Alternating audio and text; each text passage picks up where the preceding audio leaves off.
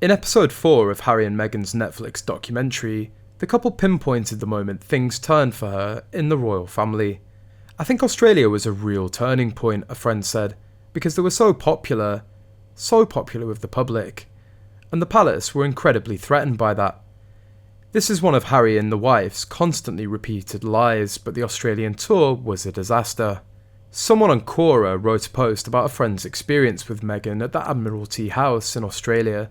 She said she was rude and entitled and acted like a diva.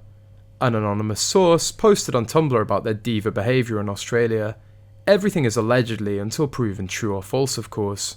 The netizen wrote she was rude to the staff, refused to wear the gifted Agapura hat, and was making exceptionally precious demands re her food and drink, and made it widely known the Governor-General and his wife should have vacated Admiralty House, the Sydney residence of the Governor-General, for the length of her stay. The Queen has always stayed at Admiralty House, as have all heads of state, heads of government and royalty whilst visiting Sydney, as guests of the Governor-General who hosts them. If it's good enough for them, it's good enough for Markle. Markle was given full VIP treatment in Australia as a member of the royal family, representing the Queen, our titular head of state, who's represented in Australia by the Governor-General, who performs all of the Queen's functions in our constitution and acts as our head of state here and abroad.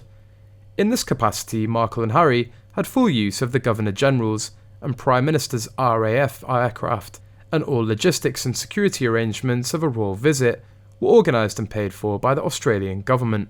Her and Harry's visit cost the Aussie taxpayers a lot of money. When the couple visited Dubbo, Meghan had the Admiralty House staff stay up all night cooking banana bread for her to take, according to her own recipe, rejecting batch after batch and demanding that they redo it. She then presented the bread as something that she herself had made. The final result was less than impressive. Instead of spending all their time at the Invictus Games, Harry and his wife attended the first day and the last day. Meghan spent the whole time there at the first day complaining that she was bored. Harry demanded that Meghan made a speech at the closing ceremony.